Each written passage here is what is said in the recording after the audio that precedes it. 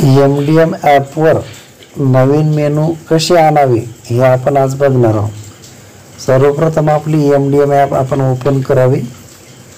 त्यानंतर त्यामध्ये जे 4 टॅब दिसतात पैकी मास्टर रिलोड या टॅबला टच केल्यावर थोड्या वेळाने जे नवीन मेनू आहेत ते ॲड होतील।